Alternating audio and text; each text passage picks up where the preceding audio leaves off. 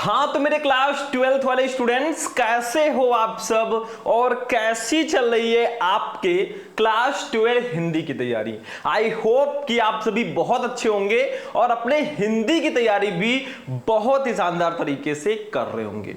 Student, इस बार हमारा target है कि हमें क्लास 12 हिंदी में 100 में 95 प्लस लेकर आना है। आपका टारगेट होना चाहिए बेटा कि 100 में 100 हम इस बार लेकर आएंगे। तो आज का ये वीडियो आप सभी के लिए बहुत ही ज्यादा स्पेशल है। देखो, हम सारे सब्जेक्ट की तैयारी करेंगे। हिंदी को बहुत अच्छे से आपको प्रिपेयर करना है क्योंकि हिंदी एक स्कोरिंग सब्जेक्ट होता है जो आपको 100 में 100 भी दिला सकता है क्योंकि इसमें बहुत सारे टॉपिक फिक्स होते हैं। वैसे आज का जो ये वीडियो है ना, क्लास 12 हिंदी 2026 वाले स्टूडेंट्स के लिए है। ये हिंदी का एक महा मैराथन क्लास होगा, लगभग 1 घंटे की ये क्लास होगी और इस वीडियो में हम पूरे हिंदी के बुक के महत्वपूर्ण प्रश्नों को एक ही वीडियो में कवर करेंगे। हमारा हिंदी जो है 2 खंड में डिवाइड होता है, 50 नंबर खंड का और 50 नंबर खंड का। तो आज के इस वीडियो में हम 50 नंबर कंप्लीट करेंगे और हम पढ़ेंगे पूरे खंड का को एक ही वीडियो में। ऐसा वीडियो बच्चों बार बार नहीं मिलेगा, तो आप लोग कॉपी पेन लेकर बैठ जाना और वीडियो को लाइक कर देना, चैनल को भी सब्सक्राइब कर लेना ताकि ऐसे ही क्लासेस में आपको सारे सब्जेक्ट का देता रहूं। तो क्लास 12 हिंदी 2026 50 नंबर बिल्कुल पक्का महा मैराथन क्लास, पूरे बुक के मोस्ट इंपॉर्टेंट क्वेश्चंस को आज मैं बताने वाला हूं। सबसे पहले ये जान लो स्टूडेंट कि जो हमारा खंड का होता है इसमें क्या क्या होता है और आज हम क्या क्या पढ़ेंगे। इस बार हम पेपर में आग लगाकर आएंगे और टॉपर बनकर रहेंगे। आप लोग ये प्रण ले लो कि हमें टॉपर बनना है। अगर ठान लिया भैया ना तो आप बन जाओगे। देखो कौन कौन से टॉपिक हम पढ़ेंगे। सबसे पहले हम पढ़ेंगे हिंदी के बहुविकल्पीय प्रश्नों को, ये 10 नंबर का आपके पेपर में आता है। दूसरा हम पढ़ेंगे महत्वपूर्ण गद्यांश को, इसको सॉल्व करना भी मैं सिखाऊंगा विथ ट्रिक, तो ये भी 10 नंबर का आता है। और जो गद्यांश मैंने लिया है ना, प्रीवियस ईयर पेपर उठाकर देख लो, लगातार पूछा जाता है। फिर महत्वपूर्ण पद्यांश को हम पढ़ेंगे 10 नंबर। फिर भैया लेखक का जीवन परिचय पढ़ेंगे 5 नंबर, कवि का जीवन परिचय 5 नंबर, कहानी 5 नंबर और एक खंड काव्य होता है। टोटल मिलाकर हम 50 नंबर के क्वेश्चंस को आज के इस वीडियो में कवर करने वाले हैं। तो ये तो इंट्रोडक्शन था। अब चलिए क्लास को शुरू करते हैं। सबसे पहले हम बहुविकल्पीय प्रश्नों को पढ़ेंगे। टॉप 10 बहुविकल्पीय प्रश्न मैं आपको इस वीडियो में बताऊंगा। फिर गद्यांश, पद्यांश, जीवन परिचय सब कुछ आज पढ़ेंगे। टाइम भले ही लग जाए लेकिन फाड़ के रख देंगे। चलो देखते हैं। सबसे पहले हम बहुविकल्पीय प्रश्नों को पढ़ते हैं। तो देखिए स्टूडेंट, बहुविकल्पीय प्रश्नों का जो फर्स्ट क्वेश्चन है, टॉप 10 क्वेश्चंस आज हम पढ़ेंगे।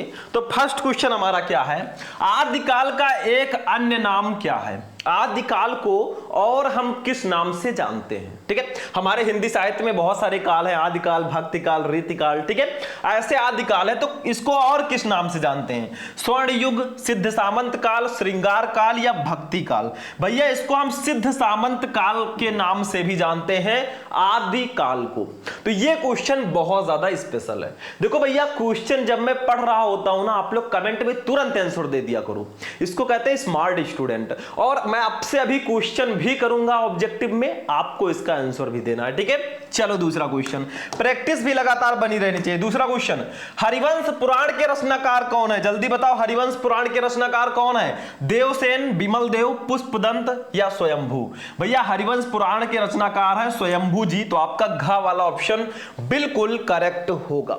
देखो, अगर आपको बहुविकल्पीय प्रश्नों के जो 10 नंबर है ना, उसको अगर कंप्लीट करना है तो आप या तो जो मोस्ट इंपॉर्टेंट क्वेश्चन है उसको पढ़ो खूब अच्छे से। आप लोग इन्हीं ऑब्जेक्टिव क्वेश्चन में से जो सबसे ज्यादा इंपॉर्टेंट ऑब्जेक्टिव है ना, जो कई बार आया है, उसको सबसे पहले पढ़ो और कम से कम 400 से 500 क्वेश्चन आपको बहुविकल्पीय प्रश्नों का पढ़ लेना है, 10 नंबर कंप्लीट हो जाएगा। ठीक है, चलो तीसरा क्वेश्चन देखो। एक एक करके मैं आपको सारे बता दूंगा, 100 क्वेश्चन 50 क्वेश्चन करके मैं आपको सारे ऑब्जेक्टिव क्वेश्चंस बता दूंगा। ठीक है, वैसे ऑब्जेक्टिव पर मैं पहले भी वीडियो प्रोवाइड करा चुका हूं। आप लोग अगर सर्च करोगे ना, class 12 Hindi important objective question Shubham lecturer, video मिल जाएगा।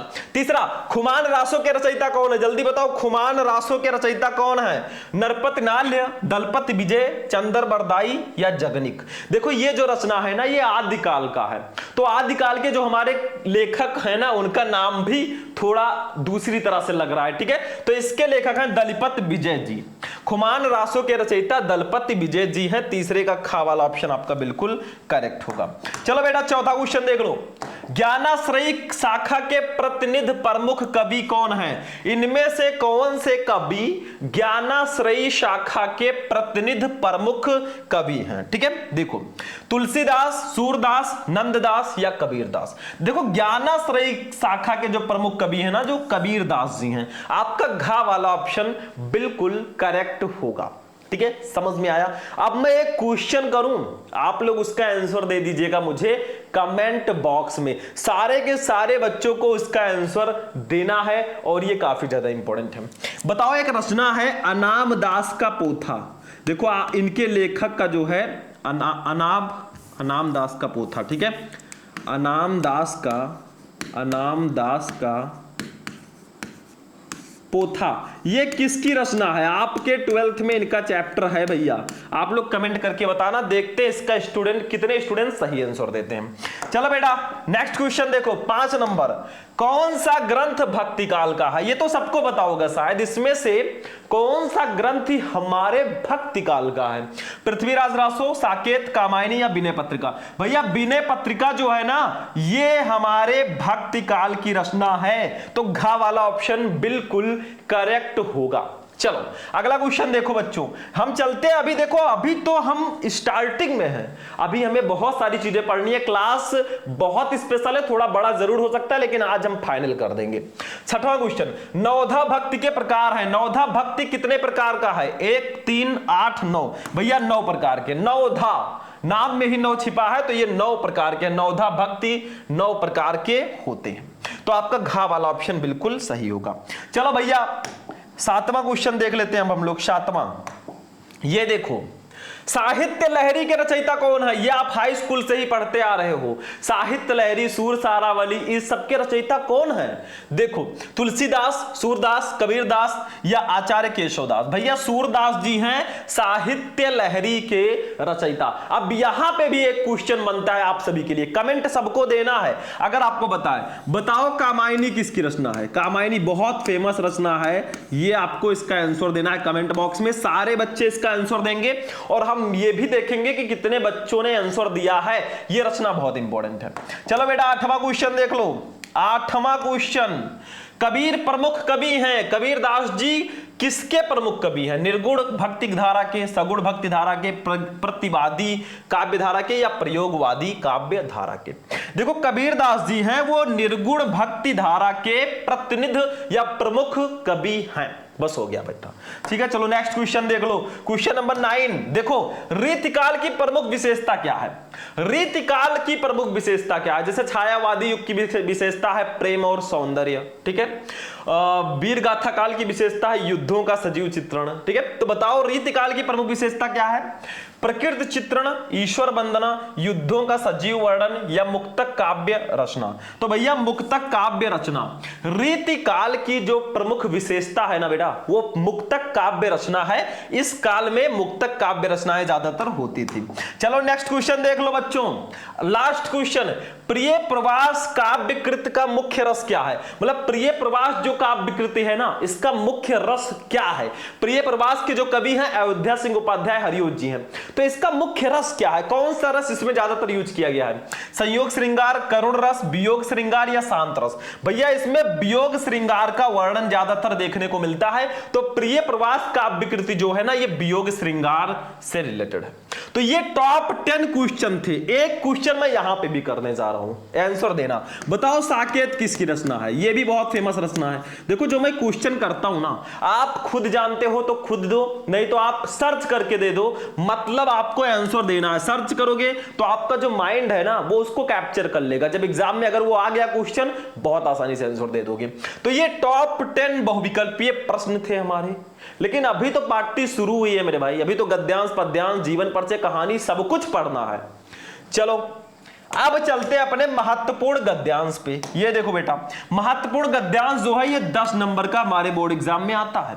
इसमें होता क्या है ध्यान से समझ लो, ये यहां से लेकर यहां तक आपका गद्यांश दे दिया गया हिंदी के किसी चैप्टर का, और 5 क्वेश्चन दे दिए गए, आपको पांचों का आंसर लिखना है, 2-2 नंबर के सारे क्वेश्चन रहेंगे, और बेटा आपको 10 नंबर इसके लिए मिल जाएगा।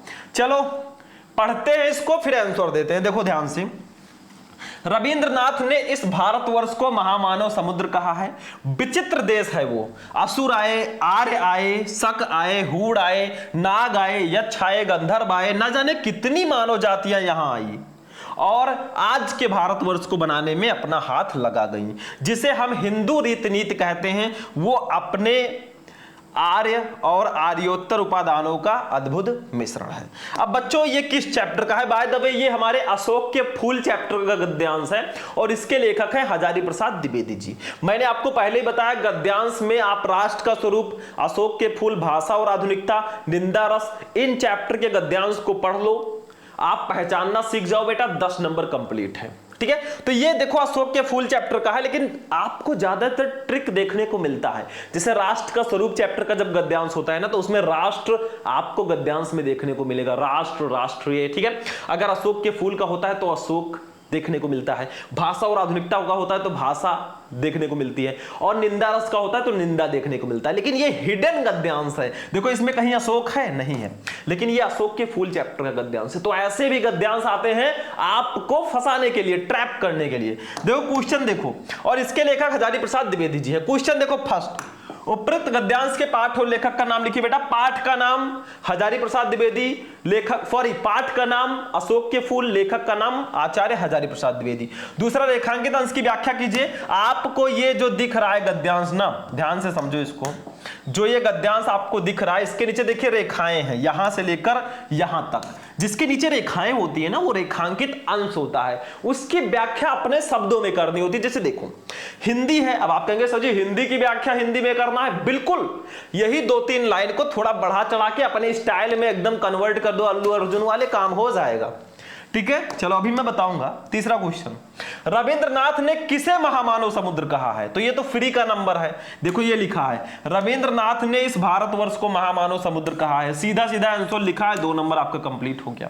देखो सीधा सीधा आंसर दिया है अब। ठीक है, चलो चौथा क्वेश्चन देख लो, भारतवर्ष के निर्माण में किन किन का सहयोग रहा है? तो देखो यहां पे लिखा है, ये देखो भैया किसका किसका सहयोग रहा है।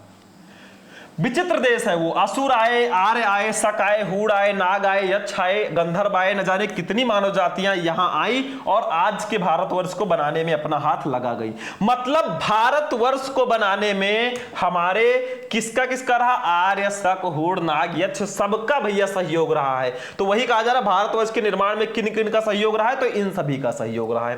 पांचवा, आर्य, शक, हूड़ कहां आए? अरे भैया आर्य, शक, हूड़ जो है ये समय समय पर भारत वर्ष में आए। देखो लिखा है आए और न जाने कितनी मानव जातियां यहां आई, आज के भारतवर्ष को बनाने में अपना हाथ लगा गई। बस यही तो है, सारे आंसर आपको गद्यांश में ही छिपे हुए मिल जाएंगे, ढूंढ ढूंढ के लिखना। चलो इसको लिखते कैसे वो हम समझ लें। ठीक है, ये देखो ध्यान से समझना, ये आपका गद्यांश है।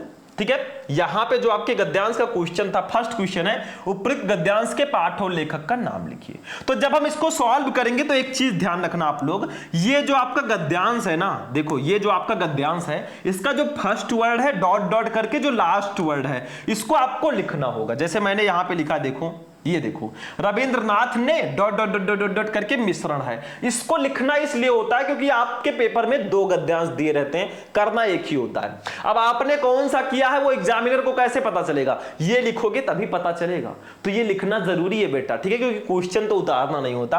तो फर्स्ट क्वेश्चन था उपयुक्त गद्यांश के पाठ और लेखक का नाम लिखिए। आप डायरेक्टली भी लिख सकते हो, पाठ का नाम अशोक के फूल, लेखक का नाम हजारी प्रसाद द्विवेदी, बट आपको संदर्भ के रूप में लिखोगे तो ज्यादा बेटर रहेगा। देखो प्रस्तुत गद्यांश हमारी पाठ्य पुस्तक के गद्य भाग, देखो ये जो आधा दा और या लिखा है ना, इसको इस तरह पढ़िएगा। ठीक है, ये जैसे ये जो आपका गद्यांश लिखा है इसको ऐसे लिखा जाएगा, ये फॉन्ट में थोड़ी प्रॉब्लम है, आप लोग समझ जाइएगा इस प्रकार से। ठीक है, तो प्रस्तुत गद्यांश हमारी पाठ्य पुस्तक के गद्य भाग में संकलित तथा हिंदी के सुविख्यात निबंधकार आचार्य हजारी प्रसाद द्विवेदी द्विवेदी द्वारा लिखित अशोक के फूल नामक ललित निबंध से अवतरित है।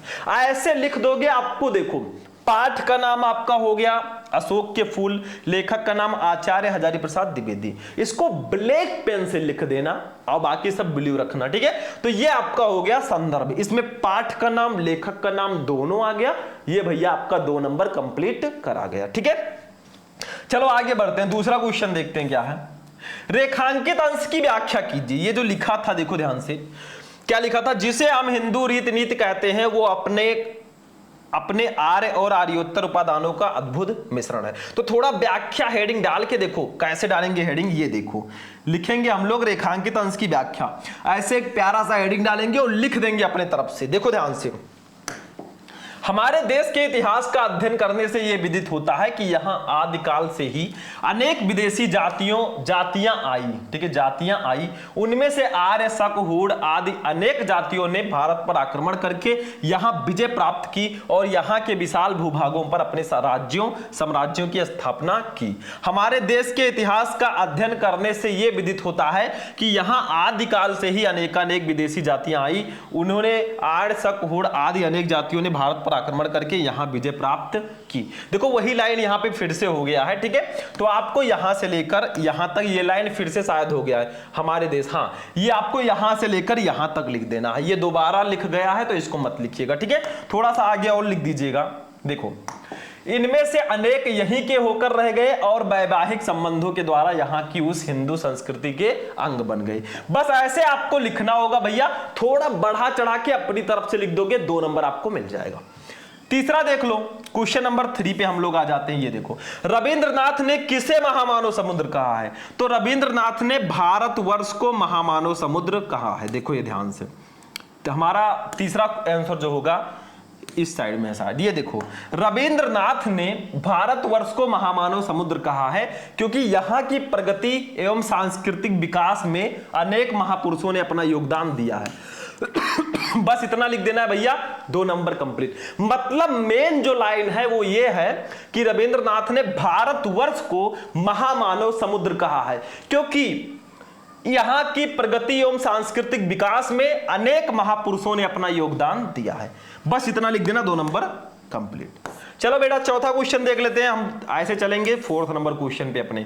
देखो क्वेश्चन नंबर 4 ये है, भारतवर्ष के निर्माण में किन किन का सहयोग रहा? तो मैंने बताया था यक्ष, हूण, नाग, इन सब का सहयोग रहा है। देखो ध्यान से, ये थोड़ा स्क्रॉल करना पड़ रहा है भाई, ठीक है। ये देखो चौथा क्वेश्चन, ये भारतवर्ष के निर्माण में न केवल आर्यों का वरन आर्यों के उपरांत आने वाले शक, हूण तथा नाग, यक्ष एवं गंधर्व, असुर आदि अनेक विदेशी जातियों का सहयोग रहा है भारतवर्ष के निर्माण में, ठीक है। बस हो गया, 2 नंबर यहां पे भी आपका ऐसे एग्जामिनर दे देगा, ठीक है। चलो बेटा ऐसे आपको ढूंढ ढूंढ के एक एक आंसर को लिखना है, ठीक है।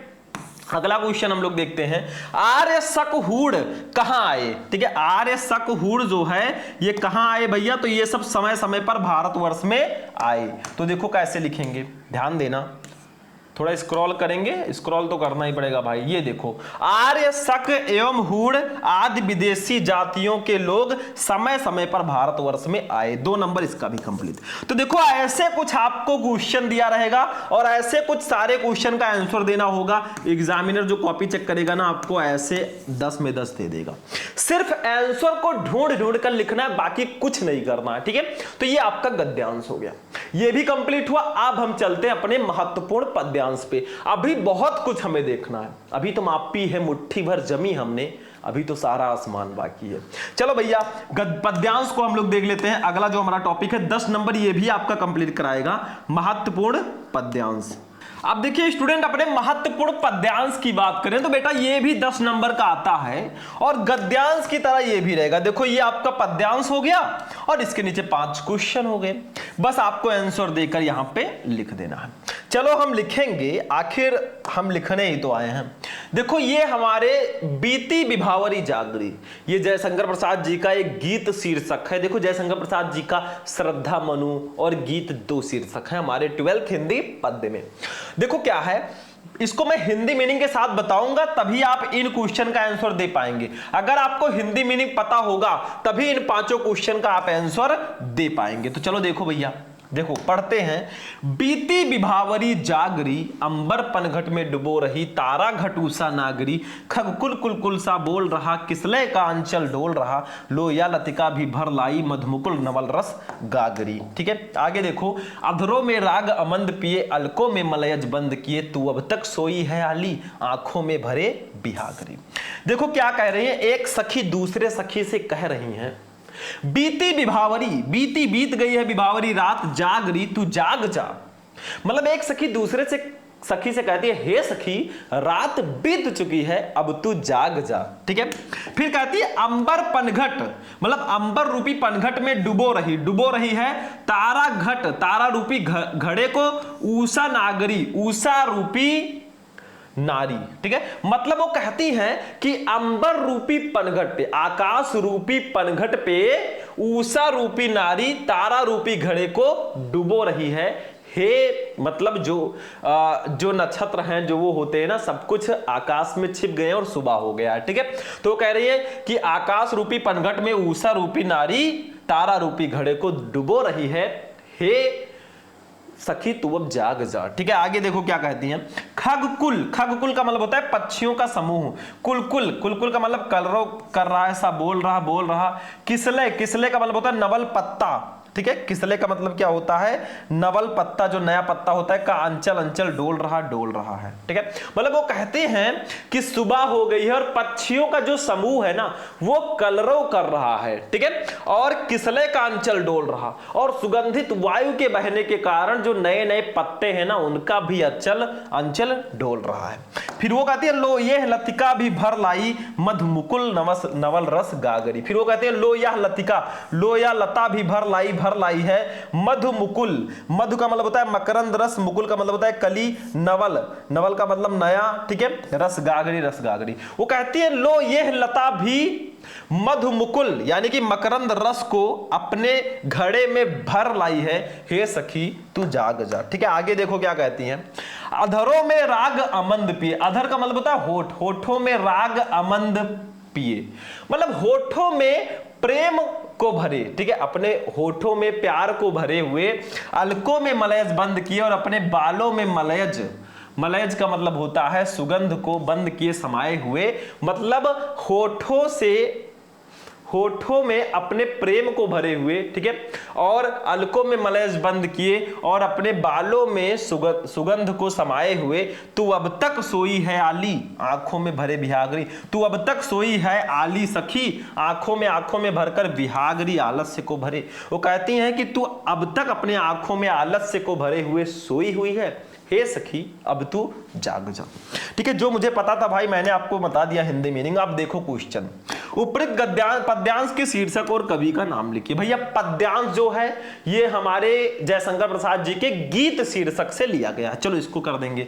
रेखांकित अंश की व्याख्या कीजिए, मतलब इसकी आपको व्याख्या करनी है। देखो ध्यान से, बीती विभावरी जागरी, अंबर पनघट में डुबो रही, तारा घटूसा नागरी, इतने का आपको व्याख्या करना है। ठीक है, आगे देखो अगला क्वेश्चन हमारा क्या है, ध्यान से समझ लो। प्रस्तुत पंक्तियों में किस समय का सुंदर वर्णन किया गया है? तो प्रस्तुत पंक्तियों में प्रातः काल का सुंदर वर्णन किया गया, सुबह सुबह का। 2 नंबर कंप्लीट। चौथा, अगर आप हिंदी मीनिंग निकाल लेते हो ना तो आपका भैया ये बिल्कुल हलवा हो जाएगा। चौथा, कौन आकाश रूपी पनघट पर तारा रूपी घड़े को डुबो रहा है? तो भैया ऊषा रूपी जो नारी है ना, वो आकाश रूपी पनघट पर तारा रूपी घड़े को डुबो रही है। बस हो गया। 5वां, खग कुलकुल सा बोल रहा, इस पंक्ति में कौन सा अलंकार है? देखो इस पंक्ति में जो है, एक तो आपका का कई बार आया है, तो यह अनुप्रास अलंकार भी होगा और यहां पे रूपक अलंकार भी होगा। देखो आंसर लिखा है यहां पे, ठीक है, ये देखो आंसर लिखा, अनुप्रास अलंकार भी होगा और रूपक अलंकार भी होगा। अब चलो एक एक का आंसर लिखते हैं। चलो फर्स्ट क्वेश्चन देखो, उपयुक्त पद्यांश के शीर्षक और कवि का नाम लिखे। तो जब भी इसको लिखेंगे ना हम वही काम करेंगे। देखो बीती विभावरी डॉट डॉट करके बिहाग री ऐसे लिख देंगे। देखो मैंने लिखा भी है, ये देखो बीती विभावरी डॉट डॉट डॉट करके बिहाग री। सबसे पहला क्वेश्चन देखो, संदर्भ हम पहले लिखेंगे क्योंकि पाठ और शीर्षक का नाम लिखना था। देखो प्रस्तुत पद्यांश महाकवि श्री जयशंकर प्रसाद के लहर नामक कविता संग्रह से हमारी पाठ्य पुस्तक काव्यांजलि में संकलित गीत शीर्षक रचना से अवतरित है। मतलब ये जो जयशंकर प्रसाद जी का काव्य है लहर ना, उसका एक छोटा सा शीर्षक गीत ले लिया गया है, तो इसी से, और हमारे जयशंकर प्रसाद जी इसके कवि हैं, तो इसको ब्लैक से लिख दीजिएगा, इसको ब्लैक से लिख दीजिएगा और इसको भी ब्लैक से लिख दीजिएगा। तो यहां पे ये कवि का नाम, ये एक शीर्षक का नाम आपका संदर्भ हो गया, शीर्षक और कवि का नाम हो चुका है। 2 नंबर ऐसे एग्जामिनर आपके नाम कर देगा। चलो भैया दूसरा क्वेश्चन क्या है, रेखांकित अंश की व्याख्या आपको करनी है। किसकी व्याख्या करनी है, ये देखो, बीती विभावरी जागरी, अंबर पनघट में डुबो रही तारा, घटूसा नागरी, इसकी आपको करनी है व्याख्या। चलो करते हैं, ये भी लिखेंगे, व्याख्या हमें करना है तो रेखांकित अंश की व्याख्या हेडिंग डालेंगे, लिखेंगे, इस गीत में मानवीकरण द्वारा प्रातः काल की शोभा का सुंदर चित्रण किया गया है। एक सखी दूसरे सखी से कहती है कि हे सखी, रात बीत चुकी है, अब तू उठ, आकाश रूपी पनघट पर उषा रूपी चतुर नारी तारा रूपी घड़े को डुबो रही है, अर्थात तारे एक एक करके छिपते चले जा रहे हैं। बस यही हो जाएगा बेटा, 2 नंबर आपका यहां पे भी एग्जामिनर ऐसे दे देगा। चलो अगला क्वेश्चन देखो, नेक्स्ट क्वेश्चन हमारा है, प्रस्तुत पंक्तियों में किस समय का सुंदर वर्णन किया गया है। तो इसका आंसर तो बहुत सिंपल होगा, देखो ये प्रस्तुत पंक्तियों में प्रातः काल की शोभा का सुंदर वर्णन किया गया है। 2 नंबर आपका फ्री का हो गया, ठीक है। स्टार्टिंग के 2 क्वेश्चन का आंसर अगर आप दे ले गए तो काम हो जाएगा। चौथा क्वेश्चन, कौन आकाश रूपी पनघट पर तारा रूपी घड़े को डुबो रहा है। तो देखो कौन है आखिर वो भैया, तो देखो चौथा क्वेश्चन, उषा रूपी चतुर नारी आकाश रूपी पनघट पर तारा रूपी घड़े को डुबो रही है। मैंने अभी पहली लाइन में ही आपको बताया था। अगला क्वेश्चन देख लो बेटा, क्वेश्चन नंबर 5 है हमारा, खग कुल कुल कुल सा बोल रहा, पंक्ति में कौन सा अलंकार है। तो इसमें अलंकार आपका जो होगा वो होगा अनुप्रास अलंकार, रूपक अलंकार दोनों होगा। क्योंकि अनुप्रास अलंकार क्यों होगा, एक ही वर्ण की बार बार आवृत्ति हुई है तो अनुप्रास अलंकार होगा। रूपक अलंकार क्यों होगा, क्योंकि यहां पे उपमेय का उपमान में भेद रहित आरोप किया जा रहा है। बस हो गया। तो ये भी 10 नंबर अगर ऐसे करके आओगे ना, 10 में 10 लेकर आओगे, मैं गारंटी लेता हूं। चलो अगला आप टॉपिक देखते हैं। हमने 30 नंबर के क्वेश्चन कंप्लीट किए, अभी 20 नंबर बाकी है। देखो हमने बहुविकल्पीय प्रश्न, गद्यांश, पद्यांश पढ़ लिया। अब जीवन परिचय पे चलते हैं, जिसको साहित्यिक परिचय 12th में बोलते हैं। वासुदेव शरण अग्रवाल जी को मैंने लिया है, जो आपका 5 नंबर हर हालत में कंप्लीट करवा के रहेंगे। ये ऐसे लेखक है ना जो हर साल हमारे बोर्ड एग्जाम में पूछ जाते हैं। तो देखो भैया, वासुदेव शरण अग्रवाल का जीवन परिचय क्या है। जब भी आप देखो 12th में साहित्यिक परिचय आता है, अब आपको करना क्या है, एक छोटा सा जीवन परिचय लिखना है, उसके बाद साहित्यिक परिचय अच्छे से लिखना है। मेन नंबर आपको इसका मिलेगा, ठीक है। लेकिन आपको जीवन परिचय जरूर लिखना है, या तो आप ऐसे लिखें या तो आप बॉक्स बनाकर इनका जीवन परिचय लिख सकते हैं। हमने ऐसे लिखा है, छोटा सा लिख दीजिएगा। जीवन परिचय का मतलब इनका जन्म, जन्म स्थान, शिक्षा दीक्षा, माता पिता, मृत्यु, बस। और साहित्यिक परिचय का मतलब इनका हिंदी साहित्य में कैसा परिचय है वो साहित्यिक परिचय में लिखना होता है। देखो जीवन परिचय, डॉक्टर अग्रवाल का जन्म सन 1904 ईस्वी में मेरठ जनपद के खेड़ा नामक ग्राम में हुआ था। इनके माता पिता लखनऊ में रहते थे, अतः इनका बचपन लखनऊ में व्यतीत हुआ और यही इनकी प्रारंभिक शिक्षा भी हुई। भारतीय संस्कृति और पुरातत्व का यह महान पंडित एवं कर दीजिएगा एवं साहित्यकार सन 1967 ईस्वी में परलोक सिधार गया। बहुत कम उम्र में, लगभग 63 वर्ष की उम्र में ये परलोक सिधार गए। तो जीवन परिचय में आपको लिखना होता है इनका जन्म कब और कहां हुआ, इनके माता पिता, इनकी शिक्षा और इनकी मृत्यु, बस इतना ही लिख देना, ठीक है। तो ये आप लोग याद रखना, इसको नोट कर सकते हैं आप लोग, ठीक है, स्क्रीनशॉट ले लीजिएगा। अब मेन हेडिंग जो हमारा है वो साहित्यिक परिचय होगा। आखिर इनका हिंदी साहित्य में कैसा परिचय है, कैसी कैसी रचनाएं लिखते थे, क्या करते थे, क्या नहीं करते थे, वो इसमें लिखना है। देखो साहित्यिक परिचय खूब प्यारा साइडिंग डालेंगे, लिखेंगे डॉक्टर अग्रवाल भारतीय संस्कृति, पुरातत्व और प्राचीन इतिहास के प्रकांड पंडित एवं अन्वेषक थे, ठीक है। इनके मन में भारतीय संस्कृति को वैज्ञानिक अनुसंधान की दृष्टि से प्रकाश में लाने की उत्कट इच्छा थी, अतः इन्होंने उत्कृष्ट कोटि के अनुसंधात्मक निबंधों की रचना की। मतलब ये कैसी कैसी रचनाएं करते थे, ये क्या थे, ये सब आपको लिखना होता है साहित्यिक परिचय में। आगे देखो, जायसी के पद्मावत पर इनकी टीका सर्वश्रेष्ठ मानी जाती है। इन्होंने बाण भट्ट के हर्षचरित का सांस्कृतिक अध्ययन प्रस्तुत किया और प्राचीन महापुरुषों श्री कृष्ण, वाल्मीकि, मनु आदि का आधुनिक दृष्टि से बुद्धि सम्मत चरित्र प्रस्तुत किया है। ये सब आपको लिखना होता है साहित्यिक परिचय में। बस इनका साहित्यिक परिचय ऐसे लिख दोगे बेटा, आपको पूरे के पूरे 3 नंबर ऐसे एग्जामिनर इसका देगा, और 2 नंबर आपको मिलता है रचनाओं का। ये देखो कृतियां या रचनाएं भी इसको बोलते हैं। देखो डॉक्टर वासुदेव शरण अग्रवाल ने निबंध, शोध एवं संपादन के क्षेत्रों में महत्वपूर्ण कार्य किया है। निबंध संग्रह ऐसे हेडिंग डाल के अच्छे से लिखना। देखो निबंध संग्रह इनके पृथ्वीपुत्र, कल्पलता, कला और संस्कृति, कल्पवृक्ष, भारत की एकता, माता भूमि पुत्रो अहम पृथिव्या, वाग्धारा आदि इनके प्रसिद्ध निबंध संग्रह हैं। देखो पृथ्वीपुत्र सबको कॉमा लगाकर लिखिएगा। पृथ्वीपुत्र, कल्पलता, कला और संस्कृत, कल्पवृक्ष, भारत की एकता, माता भूमि पुत्रो अहम पृथिव्या, वाग्धारा आदि इनके प्रसिद्ध निबंध संग्रह हैं। अगला देखो बेटा, शोध प्रबंध में इन्होंने पाणिनकालीन भारतवर्ष की रचना की। आलोचना ग्रंथ में पद्मावत की संजीवनी व्याख्या तथा हर्षचरित का सांस्कृतिक अध्ययन इन्होंने प्रस्तुत किया। किसमें?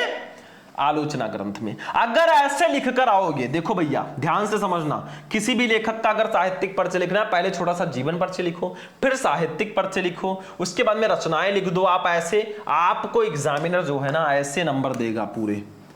देखो ये 5/5, इसमें आधा नंबर भी नहीं कटने वाला। चलो लेखक का तो हो गया। अब लेखक में मैं एक चीज और कहना चाहूंगा, 3 लेखक मैं बता देता हूं ना, इन तीनों का अगर साहित्यिक परिचय पढ़ लोगे 5 नंबर कोई काट ही नहीं सकता। वासुदेव शरण अग्रवाल का पढ़ लो, हजारी प्रसाद द्विवेदी का पढ़ लो, और प्रो जी सुंदर रेड्डी और हरिशंकर प्रसाई में से किसी एक का पढ़ लो, भैया नंबर हो गया। चलो अब कवियों में हमने लिया है एक ऐसे कवि को जिनका नाम है जयशंकर प्रसाद, और ये हाई स्कूल से ही आपके साथ हैं और इंटर में भी आपको 5 नंबर दिलाने के लिए बेताब है। ठीक है, तो जयशंकर प्रसाद का साहित्यिक परिचय हमें लिखना है। तो इसमें भी सेम वही, पहले जीवन परिचय, फिर साहित्यिक परिचय, फिर रचनाओं को हम लिखेंगे। तो जीवन परिचय देख लो। जयशंकर प्रसाद का जन्म काशी के एक प्रतिष्ठित वैश्य परिवार में सन 1809 ईस्वी में हुआ था। ठीक है, सन 1889 ईस्वी कर दीजिएगा, सॉरी यहाँ पे 1889 ईस्वी में हुआ था। 1809 कहाँ, 1809 से लेकर 1937, अरे बहुत उम्र हो जाएगी भैया। 1889 में हुआ था। इनके पिता का नाम देवी प्रसाद था। ये तंबाकू के एक प्रसिद्ध व्यापारी थे। बचपन में ही पिता की मृत्यु हो जाने से इनकी प्रारंभिक शिक्षा घर पर ही हुई। मतलब बचपन में ही इनके पिताजी की मृत्यु हो गई और इनकी प्रारंभिक शिक्षा घर पर ही हुई। सन 1937 ईस्वी में अल्पावस्था में ही क्षय रोग से ग्रस्त होकर ये स्वर्ग सिधार गए। बताओ 89, 1, 90, 11 उधर और 37 इधर, बताओ 48 साल की उम्र में अप्रॉक्स इनकी मृत्यु हो गई। लेकिन 48 साल की उम्र में इन्होंने ऐसी ऐसी रचनाएं दी है ना जिसको आज भी हम पढ़ते हैं और शायद हमारे बच्चे भी इसको पढ़ेंगे। ठीक है, तो ये जीवन परिचय हो गया। साहित्यिक परिचय की बात कर लो तो देखो साहित्यिक परिचय हम थोड़ा बड़ा आप लोग लिख दीजिएगा, 1, 2, 3 लाइन अपने बुक से उठाकर लिख दीजिएगा। मैंने यहाँ पे 4-5 लाइन में लिखा है। देखो, श्री जयशंकर प्रसाद छायावाद के प्रवर्तक, उन्नायक तथा प्रतिनिधि कवि होने के साथ साथ युग प्रवर्तक, नाटककार, कथाकार तथा उपन्यासकार भी थे। मतलब जयशंकर प्रसाद जी को छायावाद का प्रवर्तक माना जाता है। छायावाद के प्रवर्तक कौन है, क्वेश्चन आता है तो भैया जयशंकर प्रसाद जी। ठीक है, प्रवर्तक, उन्नायक तथा प्रतिनिधि कवि होने के साथ साथ युग प्रवर्तक, नाटककार, कथाकार तथा उपन्यासकार भी थे। ये सारी चीजें वो करते थे। जैसे नाटक भी लिखते थे तो नाटककार हुए, कथाएं भी लिखी तो कथाकार हुए, उपन्यास भी लिखे तो उपन्यासकार हुए, कवि तो हैं ही। विशुद्ध मानवतावादी दृष्टिकोण वाले प्रसाद जी ने अपने काव्य में आध्यात्मिक आनंदवाद की प्रतिष्ठा की है। ठीक है, आगे देखो, प्रेम और सौंदर्य इनके काव्य के प्रमुख विषय रहे हैं। मतलब प्रेम और सौंदर्य इनके काव्य के प्रमुख विषय हैं, किंतु मानवीय संवेदना उनकी कविता का प्राण है। बस इतना लिख देना है साहित्यिक परिचय में। अब कुछ बच्चे जो हमारे ब्रिलियंट हैं कहेंगे सर जी कम नहीं है। अरे बेटा 3-4 लाइन उठाकर अपने बुक से लिख दो, अगर कम लग रहा है तो 3-4 लाइन और लिखकर तब याद करना। ठीक है, चलो रचनाएं देख लो।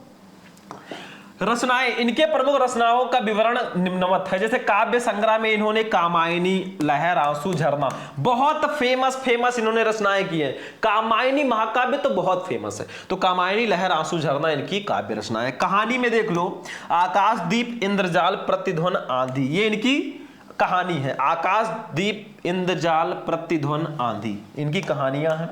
उसके बाद में देख लो उपन्यास में बात करें तो कंकाल, तितली इरावती। देखो कंकाल और तितली ये तो पूरी रचना हो चुकी थी, लेकिन इरावती जो है ये अपूर्ण है, पूरी रचना नहीं हुई थी।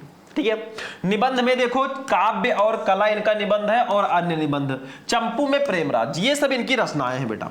तो इसमें भी आपको सेम वही प्रोसेस करना है। सबसे पहले जीवन परिचय हेडिंग डालना, इनका जन्म लिख देना, परिचय, साहित्यिक परिचय डालकर हिंदी साहित्य में परिचय लिख देना, फिर रचनाएं डालकर लिख देना बेटा।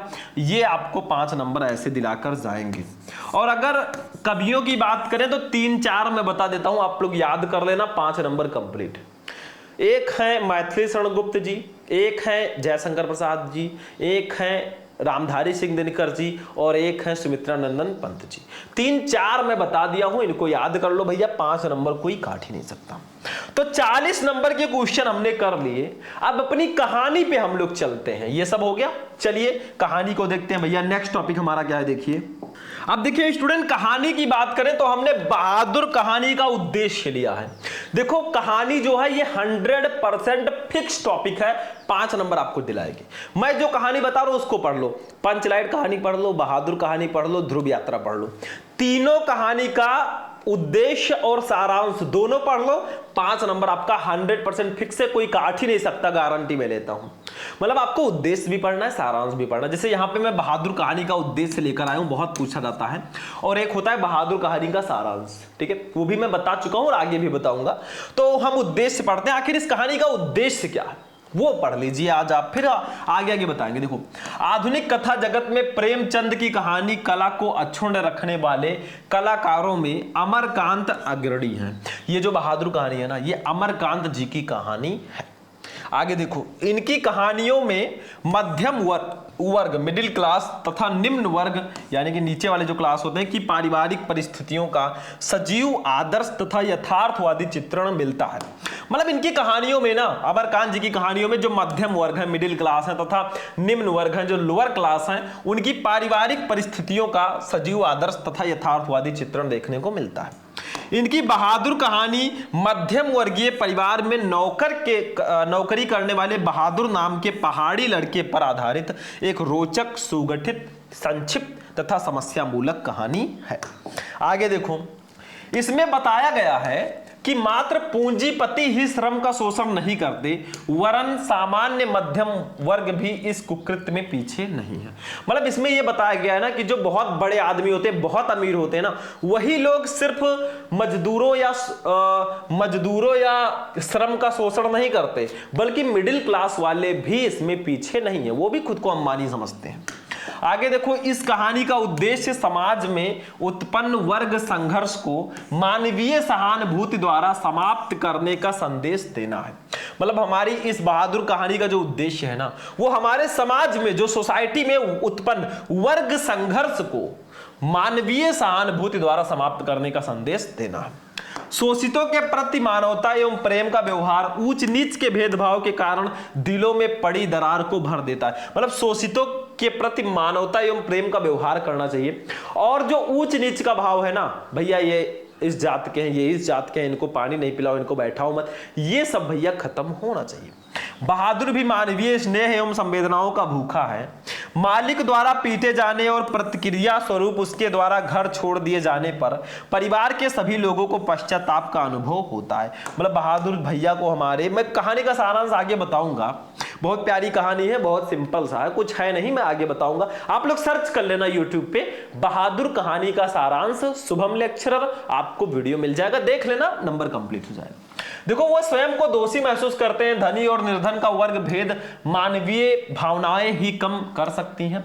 लेखक का मुख्य उद्देश्य दोनों के हृदयों का परिवर्तन है और सबके प्रति सहानुभूतिपूर्ण व्यवहार बनाए रखने का संदेश देना है। देखो, ये उद्देश्य था तो मैंने ऐसे ही आपको बता दिया, आप लोग इसका स्क्रीनशॉट ले लो, पहले इसका लो, फिर इसका लो, देखो बगल का लो, और फिर इसका ले लो। ये 5 नंबर आपका कंप्लीट कराएगी। मैंने बताया 3 कहानी पढ़ लेना। एक आपका है पंचलाइट, दूसरी कहानी है बहादुर बेटा, और तीसरी कहानी है ध्रुव यात्रा। ठीक है, इन तीनों कहानियों को पढ़ लोगे अगर आप ना, तो आपका 5 नंबर कोई काट ही नहीं सकता, मैं गारंटी ले सकता हूं। इनका सारांश और उद्देश्य दोनों पढ़ना है। तो देखो 45 नंबर तो हमारा कंप्लीट हो गया खंड का। एक टॉपिक आता है लास्ट में खंड काव्य, जिसमें कई खंड काव्य है, रश्मि रथी है, आलोक वृत्त है, त्यागपथी है, ठीक है, श्रवण कुमार है, मुक्त यज्ञ है। तो ये खंड काव्य जो टॉपिक होता है ना, ये जिला वाइज होता है। जैसे आप उत्तर प्रदेश से हैं तो उत्तर प्रदेश में कई जिले हैं, कुछ जिलों में रश्मि रथी होगा, कुछ जिलों में त्यागपथी होगा, कुछ जिलों में श्रवण कुमार, कुछ जिलों में आलोक वृत्त, कुछ जिलों में मुक्त यज्ञ, कुछ जिलों में सत्य की जीत। तो ऐसे ऐसे आपके खंड काव्य होते हैं, ये खुद आपको पढ़ना होता है स्वापठित खंड काव्य। तो आप किस जिले से हो और आप में कौन सा खंड काव्य है ये कमेंट करके बता देना। खंड काव्य नहीं पता तो जिला कमेंट कर देना, मैं आपको बता दूंगा, ठीक है। तो ये आपको खुद पढ़ना होता है। तो टोटल 50 नंबर के क्वेश्चन हमारे हो गए। 10 नंबर का बहुविकल्पीय, 10 नंबर का गद्यांश, 10 नंबर का पद्यांश, 5 और 5 नंबर 10 नंबर का जीवन परिचय, 5 नंबर की कहानी, 5 नंबर का खंड काव्य। टोटल देखो 50 नंबर का पेपर कंप्लीट हुआ हमारा। यही भैया 50 नंबर आपको मैं आज बता चुका हूं। क्लास बहुत इंटरेस्टिंग था। आई होप कि आप सभी को अच्छा भी लगा होगा। ऐसी ऐसी क्लासेस अगर आप रेगुलर देखोगे भैया ना, आपको टॉपर बनने से कोई नहीं रोक सकता और मैं आपको प्रोवाइड कराऊंगा। तो वीडियो कैसा लगा? वीडियो पसंद आया वीडियो को लाइक कर दो, फटाफट अपने दोस्तों के साथ शेयर कर दो और चैनल को भी सब्सक्राइब कर लो। फिर हम मिलेंगे किसी नेक्स्ट वीडियो में नेक्स्ट टॉपिक के साथ। तब तक के लिए जय हिंद।